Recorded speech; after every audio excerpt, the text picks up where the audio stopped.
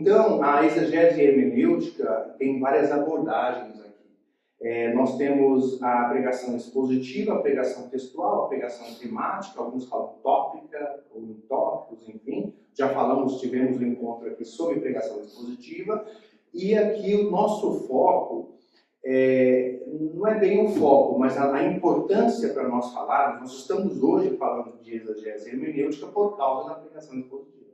Porque para você trabalhar com pregação expositiva, que é o nosso caso, que é a nossa escolha, e é o que nós fazemos mesmo, né? Isso nós não negociamos, nós precisamos de exegese hermenêutica, né? Para falar sobre pregação expositiva. Não existe pregação expositiva sem exegese hermenêutica. Então, pode dizer que é sabor pregação expositiva, não tem um tal de sabor. O Emerson está aqui. Sabor, ele fala, sabor é pregação expositiva. Então, nós temos aí, como eu já falei, o uso básico, o uso intermediário e o uso avançado. O uso avançado é tempo e investimento, a gente que vive para isso e vai lá se especializar no grego, no hebraico, nas pesquisas atuais. Saiu uma pesquisa tal, aprofundamento é um pessoal mesmo, lá os exegetas mesmo, que se aprofundam nisso, óbvio que não é o caso aqui nosso. Né?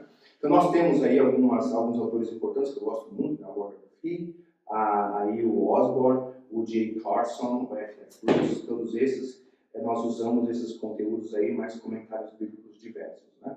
Então, como eu vou começar? Esse assunto agora aqui que eu estou falando não é necessariamente exegese. Né? Isso aqui, o que eu coloquei aqui antes de falar de exegese hermenêutica? A interpretação textual. Isso aqui nós tivemos basicamente no ensino médio. Às vezes no ensino fundamental já se aponta ali para você interpretar um texto.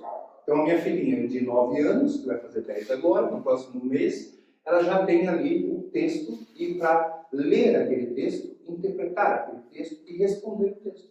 O enunciado de uma questão é um texto. Né? E esse enunciado você tem que ser capaz de ler e responder. Já é uma interpretação de texto. Já é o que vai apontar para a nossa exegese hermenêutica. Então, basicamente, se você tiver um cuidado com uma interpretação textual, você já vai muito bem com a palavra de Deus, interpretar a Bíblia, já vai evitar muitos erros, vai errar menos, tá? Então, essa coesão textual, os conectivos, né? Aquele pois, portanto, vou tentar trazer exemplos práticos aqui e vou tentar deixar um exercício também para o próximo. Então, tomem bem cuidado com essas, que vamos ter uma atividade para trazer depois, tá? Então, a progressão argumentativa, contexto imediato, tudo isso aqui tem a ver com a interpretação textual. Não é exegese hermenêutica, exegese bíblica, não é. Isso é interpretação de texto, campo semântico, gênero textual, estrutura do parágrafo. Tudo isso é muito importante. Eu gosto muito disso, tá? Eu gosto de falar muito disso. É a minha disciplina favorita e eu vou dar muita ênfase nisso muitas vezes. Por quê? Porque como eu fui escritor, articulista, eu tinha que escrever textos, eu tinha que analisar fatos o tempo todo, interpretar os fatos e trabalhar com escrever de forma que as pessoas pudessem interpretar. Então eu estava do outro lado também. E como advogado também, por muitos anos eu tinha que analisar os fatos, analisar a lei, encaixar a lei nos fatos, os fatos na lei, para poder entregar. E aí vinha o advogado da parte contrária, fazia uma alegação, eu tinha que estudar aquilo para ver onde a lei, enfim. Aí vem a sentença, aí você analisa a sentença para recorrer da sentença ao tribunal, para fazer uma apelação, você tem que interpretar a sentença, a legislação, o caso, enfim. Tudo isso tem muito a ver com interpretação textual, que é hermenêutica jurídica, que não é o assunto aqui, para dar um exemplo, que esse assunto é muito mais fácil. Então, são vários, e eu acho que a gente nunca fica bom. Então, eu tenho já 15 anos ou mais, mais que eu trabalho especificamente, talvez uns 20 anos que eu trabalho exclusivamente com interpretar textos e escrever, ler, interpretar, e a gente sempre tem que aprender e praticar. Tá? Então nunca se sinta incapaz em relação a isso. Então, nós temos uma disciplina na questão de interpretação bíblica, temos uma disciplina que é a minha preferida, novamente, que é a metodologia exegética, né? E aí vem um dos métodos aqui, é o método histórico-gramatical, que é o meu preferido, que é o que nós usamos e que a maioria dos cristãos hoje que nós conhecemos usa. Isso é muito importante, nós não vamos entrar nos outros métodos porque não dá. Tá? Então, o método histórico gramatical. Tem outros métodos para mim que são nocivos e tal, mas não vou falar sobre isso agora. Então, o que o método histórico gramatical faz? Eu dei esse resumo aqui para você não se assustar com o próximo slide, porque pode assustar, pode desanimar você. Então, a gramática, né? As palavras, frases, verbos colectivos, a sintaxe, a estrutura do argumento, tudo isso que nós falamos se aproxima muito da interpretação textual, certo? De texto normal. Literatura, gênero do texto, né? Então você não vai ler um jornal como você lê um poema, um livro de poemas. Você não vai ler uma receita de bolo, que é um texto, como você vai ler, de repente, uma ficção científica. Então, você lê o gênero do texto é muito importante para a leitura. A mesma coisa, os livros da Bíblia, nós sabemos que tem gêneros diferentes. Você não vai ler um salmo, você colocar que tem poesia, tem poemas ali, provérbios, como você lê, por exemplo, Atos dos Apóstolos. São gêneros diferentes, isso é muito importante, tem gente que desconsidera, né? Enfim. Então nós temos a história, né, o contexto original, o autor, vamos falar mais sobre isso, e a intenção autoral. Qual a intenção do autor? Qual que é o problema? Paulo escreveu isso e queria dizer isso. E a pessoa lê hoje, viaja na maionese completamente, e começa a interpretar e aplicar coisa que Paulo não quis dizer e não pensava aquilo quando escreveu, né? Que é um grande problema. Então, nós temos aqui pronto o método histórico gramatical. Óbvio que eu não vou falar sobre todos esses pontos. Eu resumi ao máximo possível, por quê? Porque cada coisinha dessa tem uma ramificação. Então, ele simplesmente, quando você coloca tudo aqui, você não consegue enxergar. De tão pequeno que fica. Isso aqui já é um resumo, tá? Nós temos o fundamento do método. Que método? Histórico gramatical. Tá? E aí nós temos qual que é o objetivo do método? Buscar o significado do texto. Simples. É uma interpretação. Eu quero saber o significado do texto, o sentido do texto. Quando eu leio Filipenses, eu estou estudando, Paulo escreveu aos irmãos em Filipos. O que Paulo queria dizer quando escreveu? Tudo posso naquele que me fortalece. O que ele quis dizer quando ele destinou aquela carta para os nossos irmãos em Filipos e ele estava preso dizendo, olha, tudo posso naquele que me fortalece. Obviamente é um versículo isolado. O que ele quis dizer com aquilo? Não é muitas vezes que as pessoas dizem hoje. Então, buscar o significado do texto. Esse é o objetivo do que nós vamos falar aqui. Tá? Então, tem os princípios, as etapas básicas que eu gosto muito, que é a observação, a interpretação e a aplicação. Nós vamos observar o texto, vamos interpretar o texto e vamos aplicar o texto. É basicamente o que nós falamos na nossa aula de sermão expositivo. Pregação expositiva, ler o texto, explicar o texto e aplicar o texto. Para mim parece muito óbvio isso, mas não é. Não é porque simplesmente as pessoas não fazem isso, em regra, pelo que eu vejo. Tá? Então o estabelecimento do texto é muito importante. Aqui, você não vai ver a palavra perícope, mas poderia ter aqui, delimitação / perícope. Eu não coloquei, porque às vezes eu chamo de delimitação, às vezes eu chamo perícope. Tá? Então nós temos o estabelecimento do texto, e temos aqui as perguntas básicas, onde, quanto, nós já sabemos, e a delimitação do texto. Não vou falar sobre crítica textual agora, em tradução, porque não dá tempo. Tá? Mas delimitar o texto, nós vamos saber mais do que é isso. O contexto histórico, nós já sabemos, o autor, quem escreveu, foi Paulo, a data, 61 anos depois de Cristo, 60 a 65, como no caso de Filipenses, né? Os destinatários, olha, no caso de Timóteo, o destinatário era, primeiramente, Timóteo, que estava em Éfeso, mas para a igreja, obviamente, em Éfeso, né? Então, destinatários, ocasião, qual era a ocasião? O propósito daquela carta é muito importante saber, as circunstâncias também, muito importante saber, aqui deveria ser um acento circunflexo. Às vezes tem coisa de Portugal e Brasil que eu estou começando a já mudar o acento, você sabe, né? Que o Antônio, que a gente coloca o circunflexo aqui, é um acento agudo, por um exemplo. Enfim, o contexto literário imediato, maior, o contexto maior, isso é importante, então eu leio o texto, eu vejo a perícope ali, é o contexto imediato, aí eu vou ver no capítulo, o texto antes da perícope, depois da perícope, o capítulo anterior, o capítulo posterior, o livro todo, então são o contexto mais amplo, né? O contexto maior, o macro, enfim. O contexto cultural, e temos aqui as análises, né? Particularmente gosto muito disso, tá? Análise léxica, morfológica, que precisa muito de material para isso, às vezes é caro, enfim. Estilística, sintática, literária e teológica, tá? Essa teológica que nós estudamos muito em teologia sistemática, né? Bibliologia, teologia própria, cosmologia, antropologia, narratologia, cristologia, soteriologia, pneumatologia, eclesiologia e escatologia. Você vai encontrar muito assim, doutrina de Cristo em vez de cristologia, doutrina da igreja em vez de eclesiologia. Hoje, muitas vezes não se usam esses termos que você vai notar. Pronto, rapidamente, esse é o histórico gramatical. Eu vou dar uma olhada aqui no tempo, vou colocar aqui meu, senão, aqui. Já passou um tempo, mas só para não passar muito. A definição de exegese. Então, eu vejo pessoas falando de exegese, e aí você pergunta para o que ela não tem ideia do que é. Tá? Então, confundir com hermenêutica e não ter ali uma precisão, isso é normal. Eu vou mostrar que é normal. Mas a pessoa fala exegese, hermenêutica, você pergunta para ela, na verdade ela está pegando palavras soltas e está jogando coisas que ela ouviu, ela simplesmente não sabe o que está falando. Acontece, eu ouço muito. Então, a definição de exegese, né? Aqui, ele está dizendo que a primeira tarefa do intérprete é a exegese. Você é um intérprete. Se você já leu a Bíblia, você é um intérprete. Não só a Bíblia, é que não posso ter Bíblia. Se você leu um enunciado, já fez uma prova uma vez na vida, leu qualquer coisa, você está interpretando. Uma receita de bolo, você vai ler e vou interpretar o que esse cara escreveu, como é que você faz esse bolo. Você está interpretando, você é um intérprete. Tá? No nosso contexto aqui, a primeira tarefa do intérprete, então, chama-se exegese, que é um nível diferente de interpretação, aqui na definição. Então, a exegese é um estudo cuidadoso, já não é uma simples interpretação, é um estudo cuidadoso e sistemático da escritura, no contexto de escritura, para descobrir o significado original. Isso é muito importante. O que o autor quis dizer. O que ele queria dizer é o sentido do texto, não é o que eu vou olhar, na minha opinião, eu acho que, na minha vida, na minha experiência, não é isso.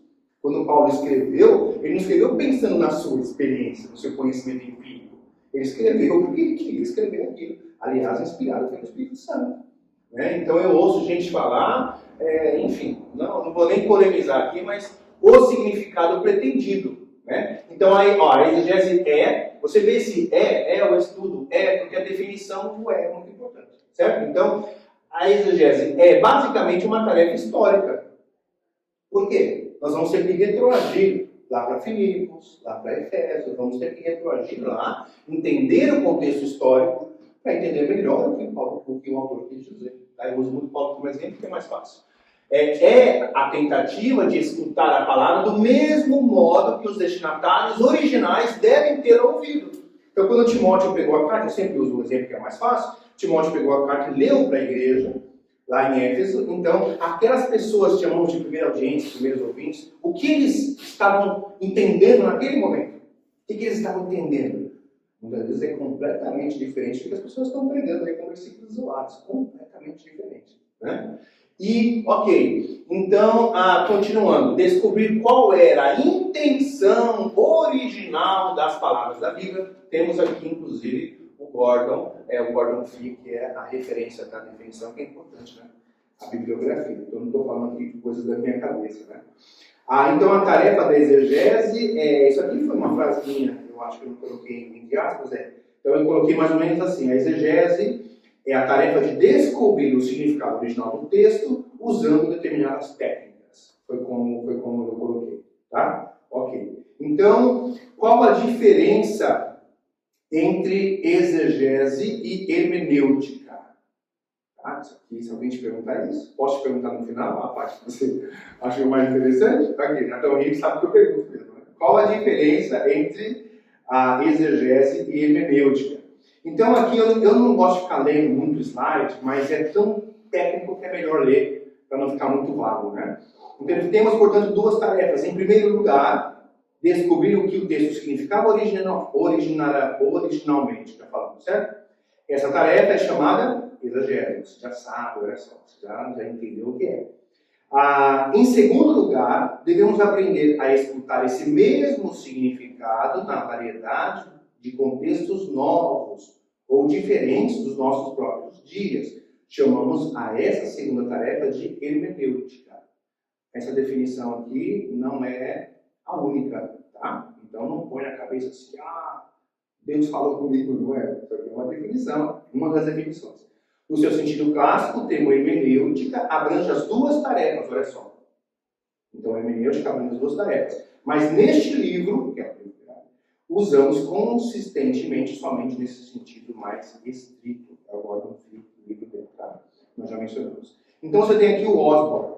Ele coloca a exegese, é o sentido lá e então. Eu gosto muito desse lá e então. Quando fala exegese, você não esquece mais, pensa lá e então. Lá em Filipos, então em Filipos. Lá em Éfeso.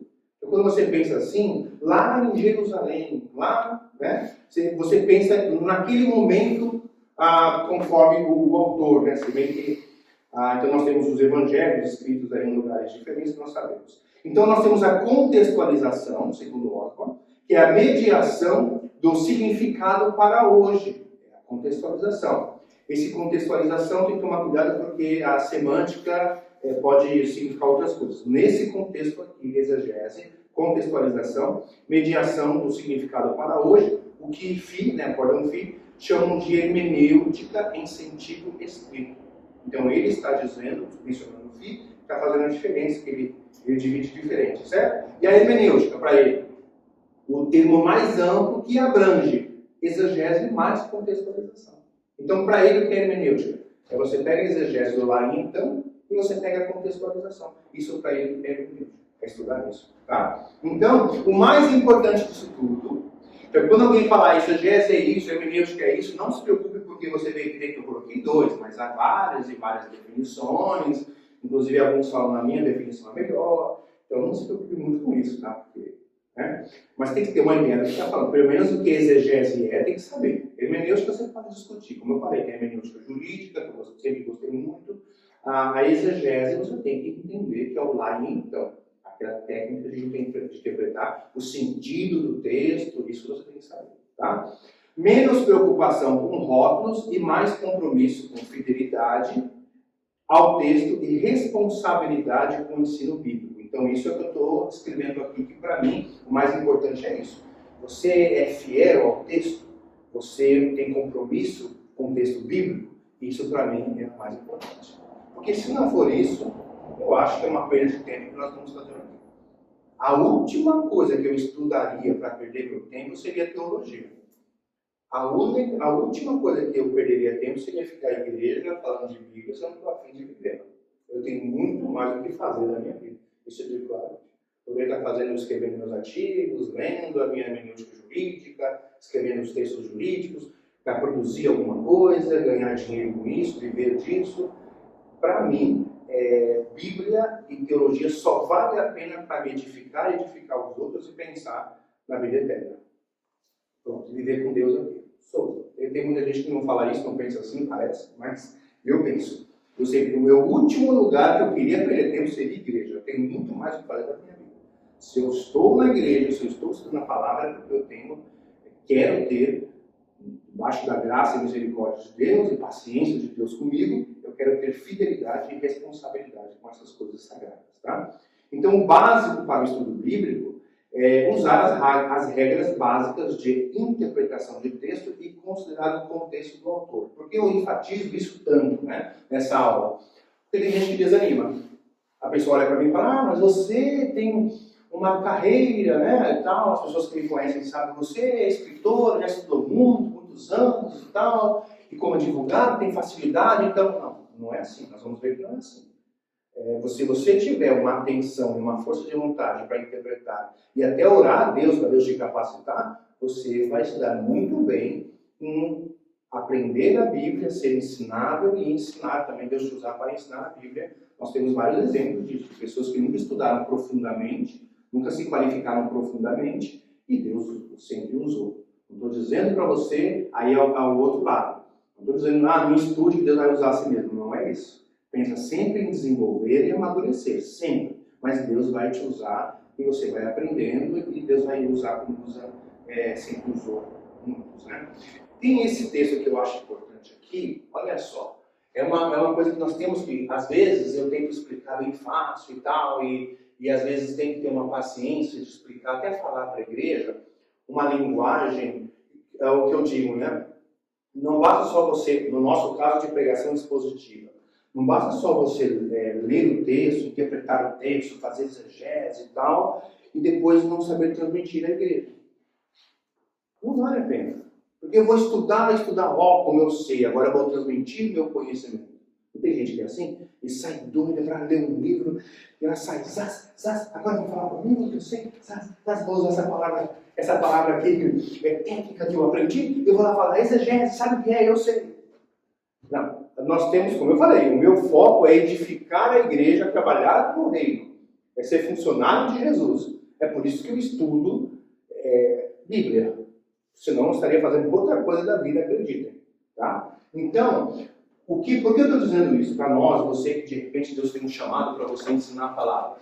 Olha a população, embora estejamos em Portugal, nosso contato com a comunidade brasileira é muito grande, certo? Temos que pensar no contexto de brasileiros que vêm para cá. Olha o percentual. Nós temos aqui essa INAF, né? O alfabetismo funcional, está aqui a fonte, e ele fala aqui do alfabetismo e analfabetismo também, né? Então, você tem aqui, por exemplo, você tem o analfabeto, certo? A quantidade de analfabetos no Brasil, não coloquei tudo aqui. Você tem o rudimentar, elementar, intermediário e proficiente. Então, onde nós estamos aqui? Onde a igreja, as pessoas, aquela igreja estarão? Cada igreja tem um perfil de pessoas. Isso é importante. Isso é importante. A gente vai ficar querendo apresentar termos técnicos, olha só as minhas palavras, isso é bobagem. Você tem que ser entendido. O meu foco é ser entendido, não é expor o meu conhecimento. Isso eu tinha que fazer em outras áreas. Na minha profissão, isso é importante, às vezes ter uma visibilidade, passar uma confiança, esse tipo de coisa, mas eu acho que a igreja não é lugar para a gente ficar demonstrando conhecimento.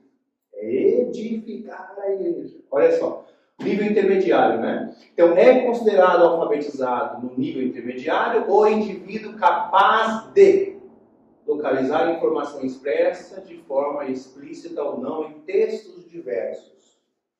Tá? Não é muita coisa. Só você olhar um texto, aí tem aqui exemplo, né? Jornalístico e ou científico e tal. Tá? Então é basicamente isso. Esse é o nível intermediário. Olha só, no Brasil só 25% é capaz. O que você acha disso? Tá? Isso é um índice, ponto.org e tal, INAF, não são vozes da minha cabeça. Tá? E aí isso cai para o nível proficiente. Proficiente é a pessoa que consegue ler e interpretar bem. Interpretação de texto, nós estamos falando. 10% da população brasileira. O que você acha? Então, está vendo a nossa missão de ler, o que eu levo a sério no domingo aqui, vocês sejam minhas testemunhas, o meu esforço de falar uma linguagem a ser entendido a diversos níveis. Então tem gente aqui, às vezes, a pessoa já interpreta o texto muito bem, ela bate no texto, ela já interpreta rapidamente. A gente coloca o versículo que a pessoa já vê, ela já interpretou. Mas nem todo mundo.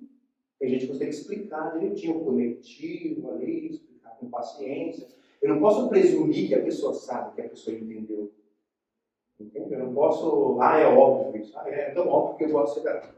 Tem que explicar o texto. Lembra de Neemias 8:8? Neemias todo 8, mas ele explicava, lembra? Já falamos sobre isso? Explicar de forma que o povo entendesse o que ele estava lendo.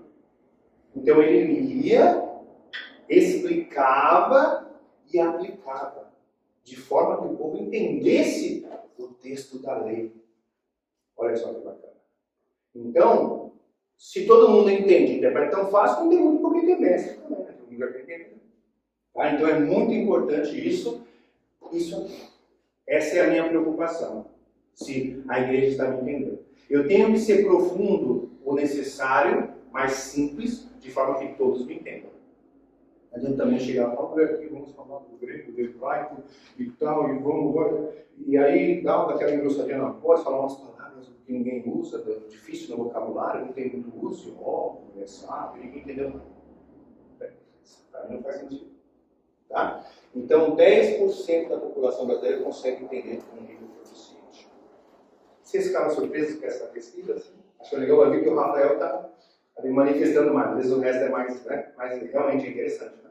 Isso aqui é uma coisa que eu sempre, quando eu falo, eu quero falar para a igreja. Tem pessoas ali, pode ter um doutor, um PhD, um pós-doutor, e eu tenho que falar também para a pessoa que fez não terminou nem o primeiro ciclo em Portugal, o primeiro ciclo nem sei mais como é que é no Brasil. Enfim, o que não entra numa escola, de repente. Não é? Então, isso é um desafio, né? A gente ora e Deus capacita. Então, Deus usa pessoas diferentes. Eu vou dar uma acelerada em algum momento. Deus usa pessoas diferentes. Eu gosto muito desse exemplo aqui. São vários personagens na Bíblia, você sabe. Mas isso aqui é para não desanimar ninguém. Você acha que o texto é muito difícil? O conteúdo, para não desanimar ninguém. Então, Deus usou Paulo, o erudito. Esse é um erudito, né? Não é um sabor erudito, não é erudito mesmo. E usou Pedro, o pescador. Usou ou não usou? Você vê a epístola de Pedro ali, né? Vai ter uma discussão, se alguém digitou, alguém escreveu, mas não importa. Você tem ali Pedro, a sabedoria de Pedro, e ele fez ali um estágiozinho com Jesus, aos pés do mestre, ali sentava na reta todo mundo, os discípulos ali, discipulado com Jesus, ensina com Jesus. Direto da fonte, né? Então eles passaram um tempo com Jesus ali, e continuaram aprendendo ainda com o Espírito Santo depois, né? Quando Jesus subiu, eles continuaram no ministério ali, eles sempre aprendendo. Então, o Pedro, pescador ali, que o primeiro chamado não é o mesmo Pedro lá no fim da vida, por óbvio, né? Um processo de amadurecimento. Então, agora, Paulo tinha preparo, nós sabemos do currículo de Paulo, né? Nós fizemos a exposição do currículo de Paulo aqui, a formação, grandes conhecimentos, aos pés de Gamaliel, né? O Harvard de teologia na época, né? E o Pedro era um homem simples, como nós sabemos, sem prestígio acadêmico. Nós vemos até em Atos, o pessoal, mas espera aí, esse homem está falando isso, nós estudando ali. Ele não tem preparo nenhum, ele não tem nenhuma qualificação acadêmica. Como assim? Olha a forma que ele fala. Era meio, eles não entendiam isso, mas é Deus que capacita. Não é assim, né? É um processo, né? O que é mais importante é ser ensinado. Então, Deus não exige que todos comecem eruditos, mas exigem que todos sejam ensináveis. Sabe que tem muita gente na igreja que não é ensinável, né? E aí, pastores sabem muito bem disso. Muita gente na igreja que não é ensinável. Você não entender o problema que dá, e dá um problema. Sempre. Sempre. Principalmente o que acha que é sábio, né? Que acha que é sábio, eu sou sábio. Então, logo, não. Ninguém vai me ensinar aqui. Pesquisas básicas. Então, a outra coisa para você pensar no nosso assunto aqui é que a maior parte do trabalho é feito pelos exegetas eruditos. Você pega um comentário exegético, tem trabalho lá de 30, 40 anos, não só, na verdade de muito mais anos, porque ele já está pegando ali trabalhos que vieram de outras as pesquisas, então você está com um trabalho ali às vezes de mais de 2000 anos, ou bem mais, porque às vezes tem ali do hebraico, ali você tem no Antigo Testamento, tá? Então, quando você tem um comentário exegético na mão, cuidado com os autores, né? Se eu tenho um livro aqui de teologia, cuidado. Tem a teologia liberal, tem outras coisas aí, cuidado. Então, um comentário exegético, você, na verdade, você vai ter que já pegar coisa mastigada. Você vai ler, estudar, tem que estar mastigado para você. Tá? Tem alguns comentários que são até menos técnicos, eles não são exegéticos, são comentários da Bíblia, que faz ali, ele vai considerar a exegese e já vai dar uma aplicação ali, legal. Tá? Então, já vai bem mastigado. Não se preocupe muito com isso. E agora? Eu vou ter que começar a estudar hebraico hoje. Tem que estudar até aramaico. E grego, koiné, nem é o grego koiné. Não é isso. Não necessariamente. Depende dos níveis, nós já falamos sobre isso. Tá? Então, dicionários bíblicos, bíblias de estudo também, boas bíblias de estudo. Eu gosto muito da NVI, que para início é muito bom. Para início, né? Tem a Shed também, o Josnal tem a Shed, não é isso? Eu vi a Shed lá, uau, foi o meu primeiro vídeo, né? Lembrei. Então, o Shed nós sabemos que vamos lá, exegese bíblica, né? Então nós temos aqui, essa coisinha que eu fiz, desculpe, não ficou muito bom, mas eu fiquei ali, como que eu posso passar, como eu posso desenhar isso? Porque eu acho que o desenho fica mais fácil, né? Não sei vocês, mas fica mais fácil de entender, né? Então a exegese bíblica é assim, desenhada. Tá? Então você tem um texto, é a intenção do autor que a gente quer, não é? A intenção do autor, você tem um texto, você tem os destinatários, lembra? Destinatários que vão receber. Um exemplo de carta é mais fácil, não é? Destinatários, os primeiros ouvintes, primeira audiência. Né? Esse é o contexto histórico, olha só. Contexto histórico. Não é isso? Lembra do método histórico gramatical? E aí nós temos hoje, nós estamos em 2026. Nós estamos aqui. O que isso quer dizer para nós hoje? Nós chamamos de aplicação, contextualização. Ler o texto, né? Explicar o texto, aplicar o texto. Não é isso? Nós vamos ler o texto, explicar o texto e aplicar o texto. Exegese bíblica. Ok? Isso aqui é bem interessante. Então, nós temos um exemplo aqui de Filipenses, capítulo 1, versículo 1. Nós estudamos aqui, versículo por versículo. Vocês sabem, nós estudamos assim, não é isso? Nós estudamos Filipenses, agora estamos em Timóteo. Primeiro versículo ao último versículo, versículo por versículo. Sempre com esse trabalho de exegese na pregação expositiva. Então, Paulo e Timóteo, Paulo sendo o autor, nós explicamos isso. Servo de Cristo Jesus, a quem? Olha aqui o destinatário. A todos os santos. Todos os santos. Mas todos os santos que vivem em Filipos. É óbvio, inspirado pelo Espírito Santo, que era para nós hoje, mas a carta foi escrita, né?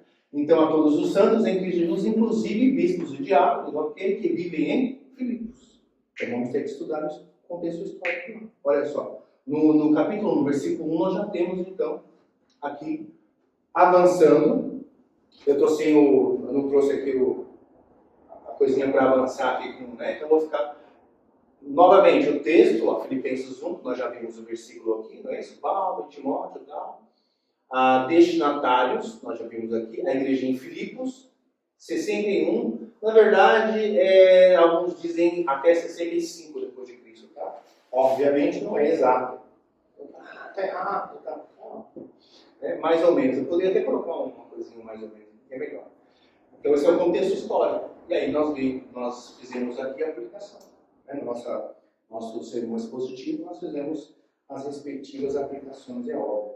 Aliás, não é sermão expositivo. Se você fizer só exegese, literalmente exegese, para a igreja, você está fazendo a exposição de um comentário exegético, se você não fizer a aplicação. Se você fizer a aplicação sem a exegese, você não está fazendo também uma pregação expositiva, porque como é que você vai fazer a aplicação se você não entendeu o sentido original? Isso é importante. Então, sem exegese, agora eu vou tentar dar uma acelerada. Tentar, porque é um assunto bom. Mas vamos lá. Sem exegese, nós temos a exegese, não sei se já vou falar. Eu já vi gente falando de exegese fazendo exegese, uma coisa incrível, né? Então, é inserir no texto uma ideia que não vem dele. Então, eu vejo o texto, eu leio o texto, mas eu falo uma coisa que não tem nada a ver com o texto. Muitas vezes por causa daquela dificuldade que nós vimos naquele índice, a dificuldade na interpretação do texto. Por isso que às vezes não é acusar e ofender a pessoa, você não tem capacidade intelectual para estudar. Não, Deus não livre. Nós não podemos ser assim cristãos. Jesus não faria isso. Nós temos que ter paciência, longanimidade e amor, e é uma oportunidade para nós de explicarmos para aquela pessoa que aquela interpretação não é correta. Não é que usar o meu conhecimento para subir, para humilhar alguém, usar o meu conhecimento para usar alguém como trampolim, para me sentir mais sábio que a pessoa. Isso aí não é coisa de Deus, é de outra coisa. De Deus não é. É da carne, né? Mas a questão de humilhar o outro pode ser até do diabo, mas não é a vontade de Deus usar o conhecimento. Qual o objetivo do conhecimento? Para poder me sentir melhor que as pessoas. Não é essa a ideia. Pelo menos não é a minha, não quero dizer de ninguém. Tá? Então, é inserir no texto uma ideia que não vem dele. O que acontece? A pessoa às vezes tem na cabeça, que aconteceu muito isso na história da igreja, principalmente depois de 1900, vou colocar 1900 aí e tal. Nós temos, eu sempre digo, né, antes da reforma e depois da reforma. Então nós tínhamos, enfim, em algum momento depois da reforma, que foi muito bom, mas em algum momento começou a piorar, as coisas começaram a ficarem difíceis em relação a isso, né? Porque as pessoas às vezes têm uma ideia já fixa na cabeça, ela aprendeu de alguém, um costume da igreja, alguém ensinou para ela pôs aquele conceito na cabeça, aí ela procura na Bíblia algo para confirmar aquela ideia pré-estabelecida. Então ela já aprendeu de um jeito, ela fixou na cabeça e pensa, qual o texto que pode comprovar que essa tese está certa? E às vezes não é uma pessoa má. É porque ela aprendeu daquele jeito, ela aprendeu que aquilo é santidade, ela aprendeu que aquilo tem que ser assim o evangelho, e ela tem até um temor de Deus, sabe? Até uma coisa assim, tem que provar que é assim que tem que ser, porque ela coloca Deus envolvido naquilo. E aí ela vai, e às vezes vai fazer uma exegese, porque ela vai colocar no texto uma coisa que não tem no texto para poder, porque ela aprendeu assim. E às vezes é má fé também, tá? Às vezes é má fé, às vezes é falso profeta que está querendo tirar alguma coisa de alguém, tá? Então, o que acontece? O que nós devemos fazer? Eu vou ler o texto, ver a intenção do autor, e depois daí eu vou saber como aquilo se aplica a mim. Como aquilo se aplica à igreja. Olha só, não é de mim, é do texto para mim. Isso é muito importante. Tá? Então, no final, quando eu perguntar o que é exegese para você, se eu fizer uma perguntinha, a inferência indevida, né? Inferir, tá? Você interpretar. Inferência indevida é a conclusão que não decorre legitimamente do texto, você lê o texto e fala outra coisa. A leitura forçada, que é interpretar o texto como ele não se sustenta, você força, a pessoa lê o texto e a pessoa força o texto. Tem muito isso, tem muito a ver hoje com ideologia, para encaixar a ideologia no texto. Acontece muito, a pessoa lê o texto e ela força, também uma exegese, de certa forma. Tá? Vai estar tudo envolvido aqui. Aí, a leitura forçada, a conjectura infundada, hipótese sem base suficiente. É bom entender muito bem o que significa a palavra conjectura. Tá? Tem a conjectura infundada, tem aquela conjectura legítima. Tá? Então, a conjectura infundada, hipótese sem base suficiente. É uma hipótese. Eu imagino que, eu acho que... Qual que é a base? Não sei. Hipóteses da minha cabeça. Complicado. Tem que ter a base do que você está falando. Que é texto bíblico, coisa sagrada. Isso aqui dirige a vida das pessoas. Tem a ver com vida eterna. Você não pode ficar, eu acho que...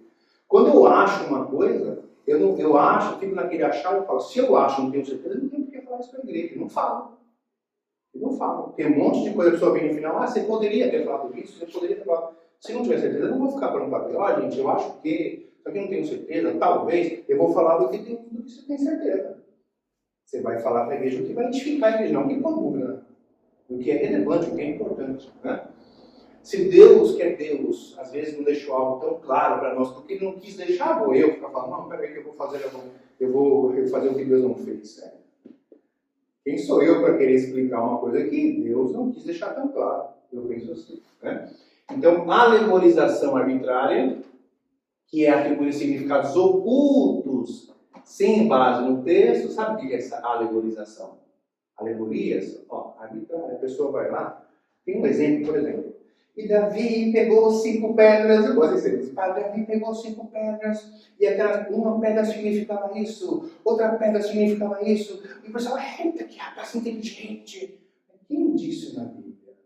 Prove para mim no texto bíblico, em algum lugar, que cada pedra significava alguma coisa. Então, não, porque isso significa... Então, quando pegou o vaso, e o vaso significava tal coisa, e o óleo aqui significava tal coisa, e cada um fala que o óleo significa uma coisa. Tem 10 interpretações alegóricas sobre o significado do óleo. Mas o texto não fala que o óleo significava aquilo. Tem que tomar muito cuidado. E tem igrejas, né, tem pessoas e tem pregadores que só pregam a alegorização arbitrária. Só pregam o que o texto não diz. O que o texto diz, ele não prega. Ele lê o texto e fala, deixa eu ver alguma coisa que eu posso inventar aqui. Aí fala, aqui. Aí chama de revelação ainda. A revelação de Deus para a humanidade é a Bíblia, é o que eu devo escrever. Não é que você, a sua criatividade, a sua maluquice. Aí viaja na maionese e fala, Deus me deu uma revelação do texto. Isso é perigosíssimo, as heresias saem daí. Tá? Isso aqui é um assunto muito sério. Tá? E tem gente que só gosta de pregação assim. Olha só, esse é um homem de Deus, inteligente. Eu jamais imaginei que a primeira pedra significava isso, a segunda pedra significava isso. Eu não vou ficar explicando, falando que pedra significa alguma coisa, porque o texto não diz isso. Qual que é o foco do texto? E aí tem um problema. A pessoa vai desconsiderar o que o texto diz, o que o Espírito Santo quis que ficasse registrado, naquele contexto de Davi, Golias, Israel, tudo aquilo que Deus quer, ela vai desprezar aquilo, ela vai ignorar aquilo, e ela vai substituir pela alegorização. vai ficar falando o tempo todo sobre o que significa isso, significa aquilo. Não é o que está na Bíblia, e ela está substituindo a palavra de Deus. Isso é perigosíssimo, por uma criatividade. E sabe o que é interessante? O povo gosta, parece. Não sei se ele eu que está ali no fundo, é forte, não tem um nome, é forte. Esse é forte, esse é forte. Enfim. Acho que todo mundo concorda, assim, que eu acho que estão pela reação. Especulação. Tem a ver, né? Imaginação interpretativa além das evidências. Você só fica especulando coisas. Tome cuidado. Tem gente, às vezes, no final da mensagem, que eu vou lá, faço um sermão expositivo e volto, olha, você aqui poderia dizer isso e me dá uma especulação. Eu não posso falar, você está fazendo especulação, você está fazendo alegorização arbitrária. Agora, isso é só vem para mim, falar isso aqui é uma conjectura infundada. A pessoa pode se ofender. Então, paciência, longanimidade, eu falo 1% do que eu penso, na cabeça dele. A cena sorria. Né?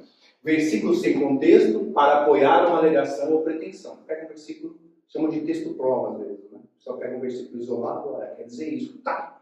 Né? Pronto. Então, continuando, agora com exegese. Tá? Gente, o tempo voa, né? O tempo voa.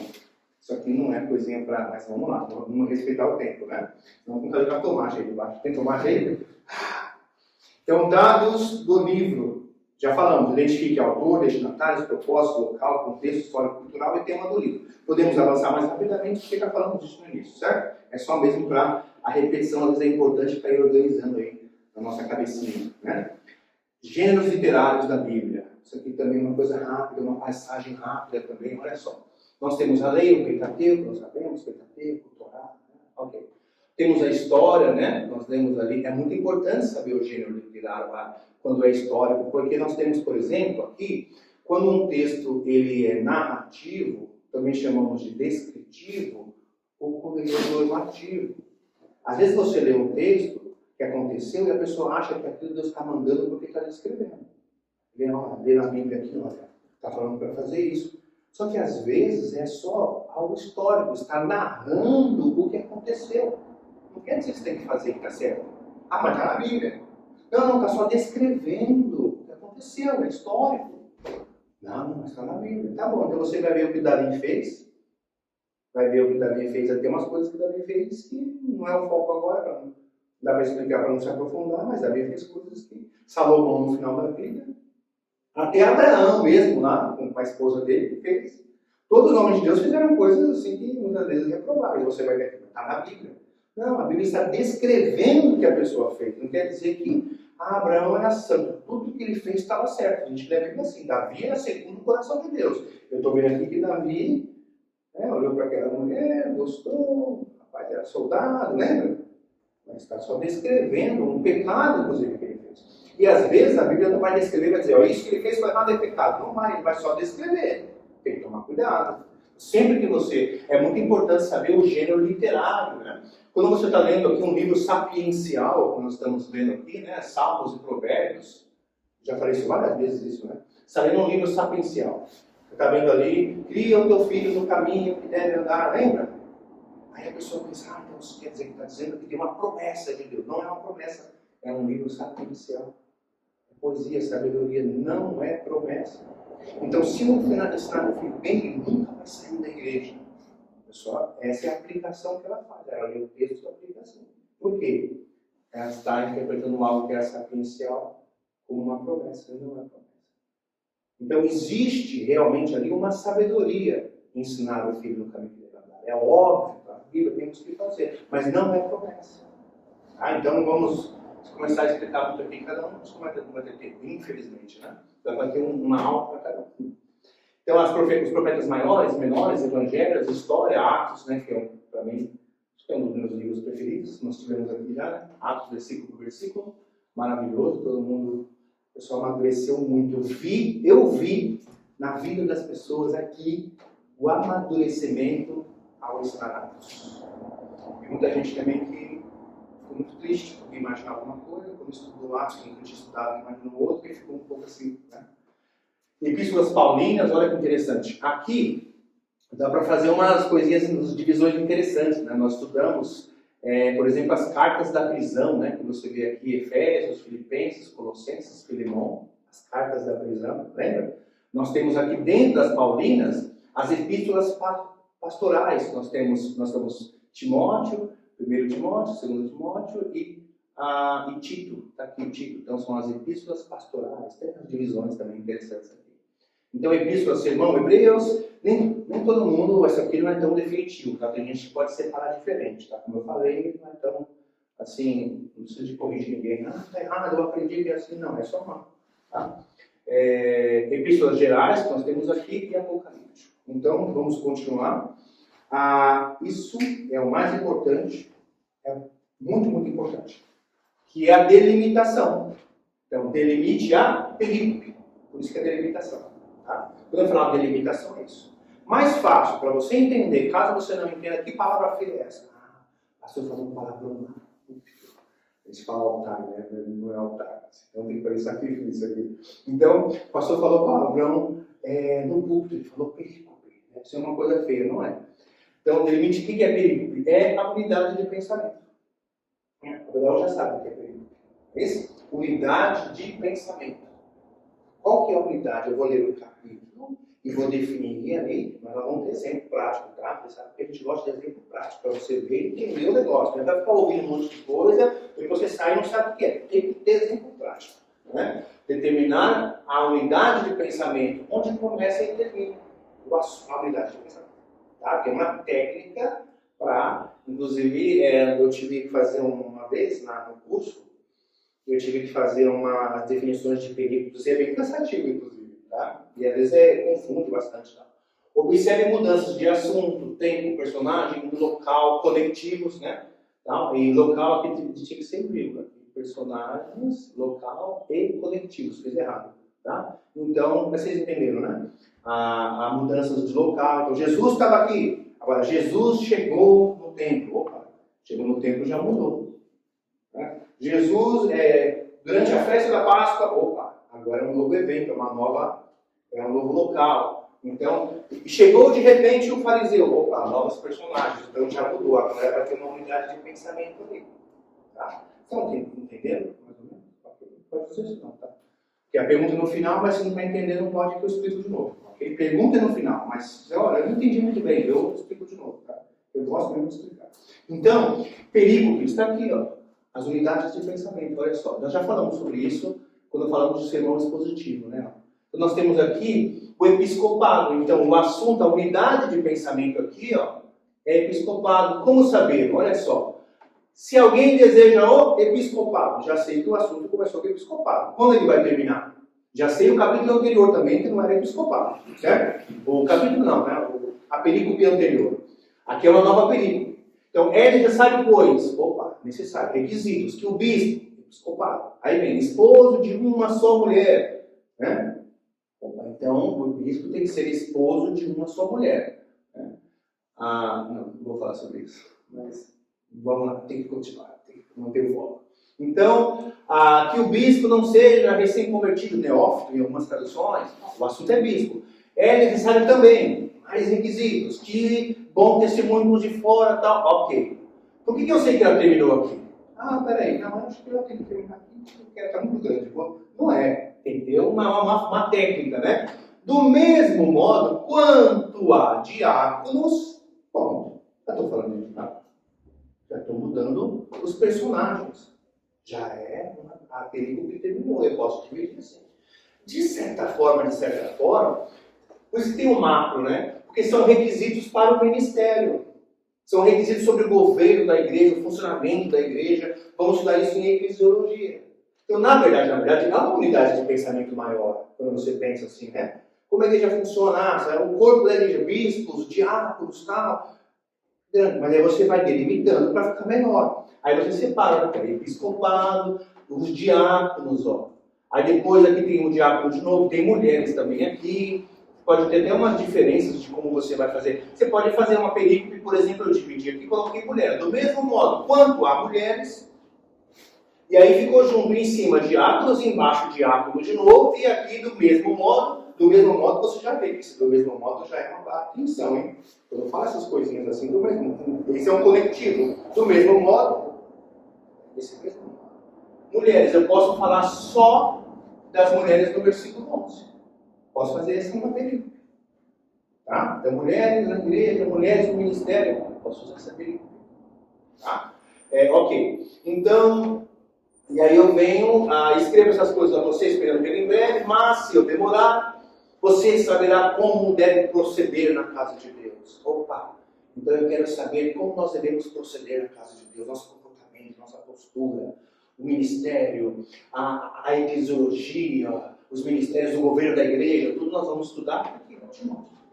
Não são coisas, eu aprendi assim, costume, na minha igreja era assim, não. Isso aqui não tem na minha igreja era assim, aqui tem palavra de Deus. Né? Tem gente que vem aqui, que aprendi assim na minha igreja, se não for assim eu vou sair. Não, estamos aqui, cada um vive uma igreja, não tem como. Nosso governo, nós sabemos como devemos proceder na casa de Deus, por meio da palavra de Deus. Tá? Agora, estou me empolgando, estou saindo, vou voltar. Que é a igreja do Deus vivo, coluna e fundamento da verdade. Então aqui nós temos o mistério da verdade. O mistério da verdade, já pôs uma película diferente. Ó. Grande é o mistério da piedade. O mistério do evangelho. Eu não tinha que explicar isso, porque o assunto aqui não vai explicar isso. Mas enfim, já explicamos. Então o mistério da verdade, da piedade, que é o mistério da verdade, enfim, é o evangelho, né? É outra película. Entenderam películas? Entenderam a ideia de separação, de delimitação? É isso, unidade de pensamento. Então, não vai pegar um texto aqui, vai pegar um versículo isolado aqui embaixo, a pessoa abre a Bíblia, eu vou pregar aqui, esse versículo. Você de repente está pegando uma película, não tem nada a ver. Aquele capítulo tem 4, 5 perícopes diferentes e você vai escolher um texto totalmente isolado. Então, quando ele fala aqui, por exemplo, pois os que desempenharem bem o diaconato, aí você pega uma coisa que você já desprezou, que foi falado para o episcopo. Então, as unidades de pensamento, quando você lê o versículo, identifique a unidade de pensamento dele.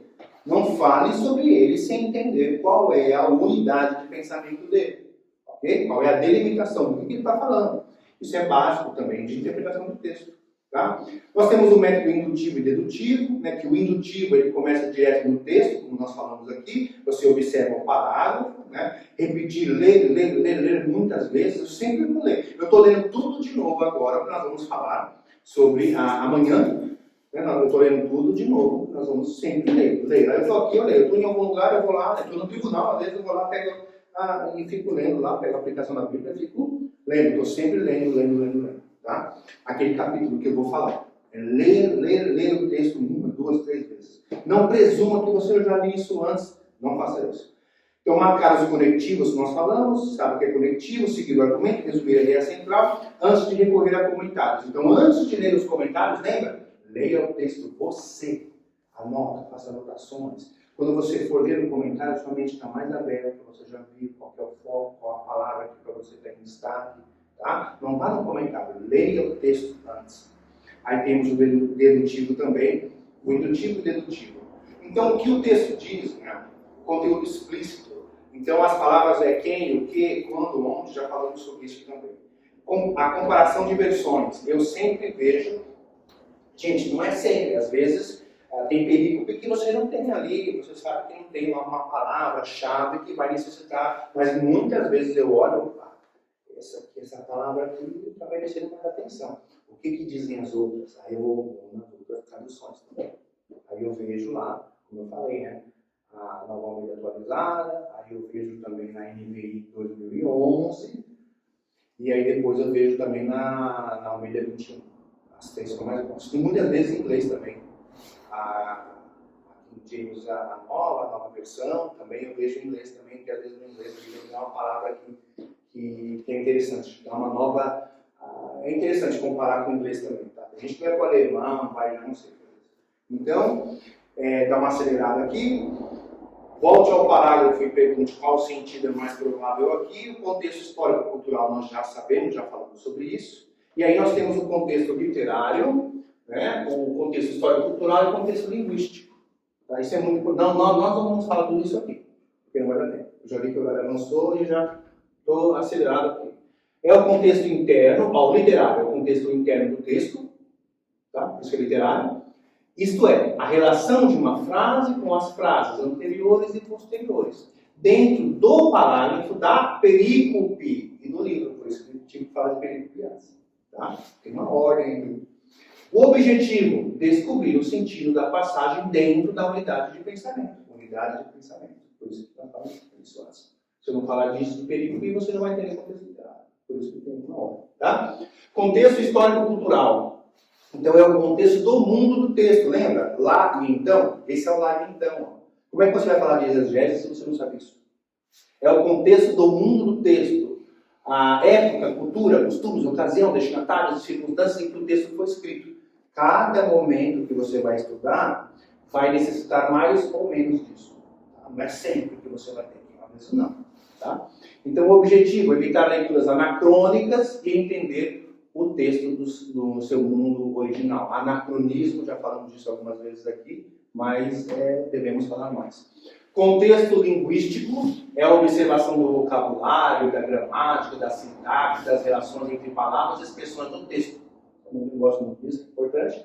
Objetivo, compreender com precisão o sentido das palavras e da estrutura da frase. Então, temos aqui o literário, contexto histórico-cultural e contexto linguístico. Né? Intertextualidade e analogia da fé. São coisas diferentes, mas estão relacionadas. Tá? Então, é você comparar outras passagens claras sobre o mesmo tema, quando é necessário. Né? Algumas coisas são muito óbvias, você vai estudando muito e tal.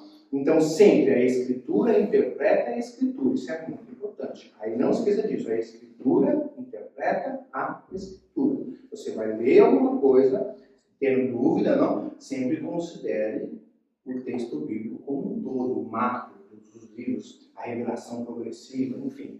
Aquilo que você está lendo está mergulhado dentro de um sistema, tá? De textos. Então, os textos difíceis, eles são iluminados por textos mais claros. Né? Evite conclusões que contradigam doutrina bíblica abrangente. Você lê um texto ali e muitas vezes, não, mas o outro texto diz isso. Isso é muito importante, não leia isolado. Né? Estamos já finalizando, tá? Agora, eu acho que estamos mesmo finalizando. Então, teologia bíblica e teologia sistemática, acho importante ter o conhecimento das duas coisas, tá? É muito importante. O ideal mesmo é começar com teologia bíblica, para depois ir para a sistemática, eu acho que é mais fácil, mas as duas são importantes. Tá? A importância da exegese da hermenêutica para o sermão expositivo e acabamos. Acabamos aqui, praticamente. Depois eu vou oferecer um exercício, vou até pedir para parar o vídeo para não ficar muito grande para o YouTube. Enfim, a importância da exegese e da hermenêutica para o sermão expositivo. Voltamos aqui ao sermão expositivo, olha só. Pregação expositiva é a exposição fiel do sentido do texto bíblico. Tá? E aí vai conter também a aplicação. Né? Até poderia colocar aqui também, enfim, mas já falamos. Por isso ela depende diretamente da exegese e da hermenêutica. Certo? Qual que é o alvo? O alvo é pregar a mensagem do texto e não as ideias do pregador. Não a imaginação, porque a águia, eu estou lendo aqui Isaías, que voarão como águia, e a águia é isso, e a águia nasce assim, a águia empurra o pintinho para voar, já viu isso? Aí fica falando da águia, e águia, e águia. Aí vai estudar aqui, às vezes até fala besteira, nem conhece muito a fundo como funciona, mas viu em algum lugar e sai repetindo pregações. Aí pronto, em vez de ler os textos bíblicos, explicar o texto bíblico, vai ficar falando de águia, e fazendo alusão, fazendo alegoria com a águia e a vida cristã. Já viu isso? E cadê o texto bíblico? Não tem texto bíblico. Então ele substituiu o texto bíblico por uma coisa da imaginação criativa que o povo gosta. Esse aí é forte. Esse é o problema. Então o sermão expositivo muitas vezes não é o mais querido pelas pessoas. A pessoa vem aqui, não tem alegoria, não tem nada disso, não tem misticismo, tem só a palavra de Deus, fala, não você da igreja, só tem a palavra de Deus. Não tem outras coisas. Né? Acontece? Acontece. Pronto, o último slide, vamos terminar aqui, mas pode continuar gravando, mas olha só. O exemplo prático. Nem sei quanto tempo já tem de gravação, de tempo, mas o exemplo prático para finalizar. Nós temos a perícope, para ficar mais fácil, eu peguei uma mais conhecida, tá? A exegese e a aplicação. Sempre pense em 3 colunas do sermão expositivo. Você que vai ensinar um dia, a maioria aqui já ensinou no Café dos Homens. O Anderson já ensinou. Nós estudamos Neemias aqui, versículo por versículo, e os homens, cada um e todos ensinaram um capítulo. O Anderson ensinou 2, 3. Então, o Anderson ensinou um capítulo de Neemias, o Abraão também e o Geel também. Vocês, os outros não estavam aqui ainda, mas quem estava, todos os homens tiveram a oportunidade, todos, sem exceção, sem discriminação, de falar no capítulo. E fizeram muito bem. E fizeram muito bem, foi uma bênção, foi ou não foi? E não são exegetas, entende? Então eu gosto de dar oportunidade para a pessoa, eu gosto de, entende? Não vai contar, eu não posso fazer porque isso é muito, não faça isso, ok? Você estuda, é ensinado, Deus vai te capacitando. Então a perícope, nós temos aqui, olha só, fiquei, só 3 versículos, tá? Tentei delimitar uma perícope. Fiquei muito alegre no Senhor, porque agora, uma vez mais, renasceu o cuidado que vocês têm por mim, ok? Na verdade, você já tem esse cuidado antes, só que isso faltava oportunidade, ok? Digo isso não porque esteja necessitado, porque aprendi a viver contente em toda e qualquer situação. Opa! Digo isso não porque esteja necessitado, porque aprendi a viver contente em toda e qualquer situação. Isso é importante. Ó. Paulo está falando que ele aprendeu o quê? Aprendeu uma coisa. A viver contente. Ok. Aprendeu a viver contente em toda e qualquer situação. Então ele está falando das situações da vida dele. Qual é a situação dele agora?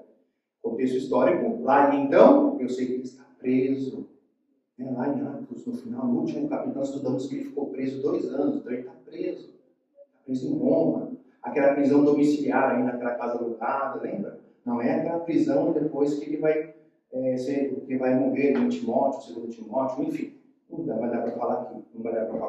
Mas o contexto histórico rapidinho, ele está preso, está algemado. Né? Numa prisão menos severa do que aquela outra que ele vai. Né? Ok. 12. Sei o que é passar necessidade. Ok, ele aprendeu a viver em contextos diferentes, em situações diferentes, de forma contente. Certo? Então ele vai explicar isso. Eu sei viver em qualquer situação, ele vai explicar. Sei o que é passar necessidade e sei também o que é ter abundância. Ok, então ele sabe passar necessidade. Paulo passou fome, você sabe. Não tinha, passou muitas coisas, naufrágios, você sabe disso. Ele aprendeu a passar por isso e também ter abundância. E às vezes estava melhor. Como o Filipe, era uma igreja que ajudava ele sabia ter abundância. Então eu estou contente, eu aprendi. Ele aprendeu, ele adquiriu isso, ele não nasceu com isso. Ele aprendeu isso, certo? Olha que maravilha. O que o texto está ensinando para a gente? Depois é a aplicação. Qual que é o sentido do texto? Lá então, Paulo falando aqui para os irmãos Filipos que ele aprendeu a passar necessidades, dificuldades e viver em qualquer situação, certo? Aprendeu mais coisas.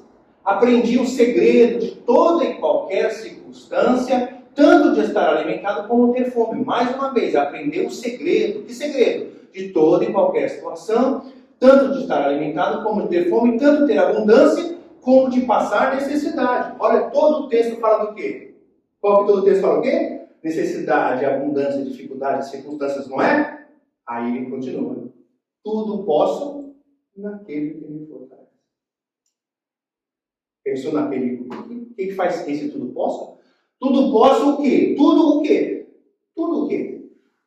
Viver em necessidades, em abundância e passar por todas essas situações. Ele está preso, vamos considerar. Tem que considerar que ele está preso. Ele está preso, ele pode inclusive ser executado. Ele não sabe essa decisão, a sentença. É ou não é? Ele está preso, ele pode morrer.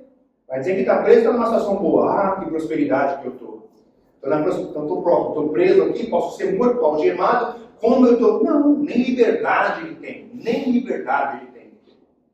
Mas ele está dizendo, eu aprendi a viver com tudo isso. Eu aprendi a passar por essa situação, inclusive de prisão.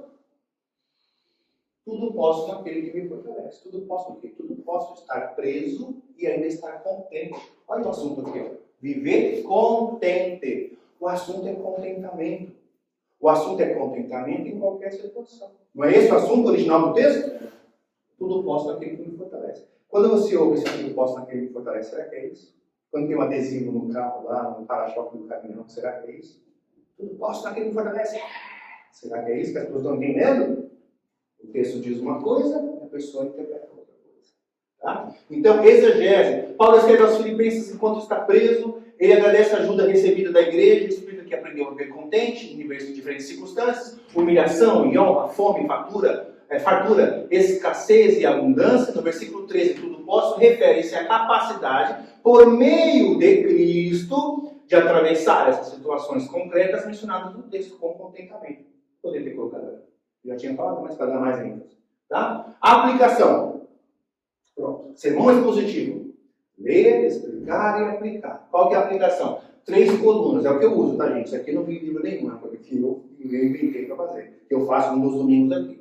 Aplicação. Não que eu inventei, porque alguém também fez por aí, não sei. Mas eu acho que eu inventei, não sei. O cristão pode confiar que Cristo o fortalece para perseverar fielmente em qualquer circunstância. Essa é a aplicação, para mim e para você. Tanto na escassez quanto na abundância, sem transformar o texto em promessas de sucesso pessoal ou conquista material. Que é a questão do triunfalismo, que as igrejas gostam, eles são cheios, o povo adora, gosta. Decreta isso, decreta aquilo, aí eu tomo posse, o pessoal segura, eu segurei. Não tem? Aqui, faz assim, se for assim, parece que é melhor. Mas pronto. Tem nada a ver com o texto, no sentido do texto. E acabamos por aqui. Desculpa que eu acho que eu fui muito... vai tentar resumir o máximo possível, dei uma corridinha aqui, ok?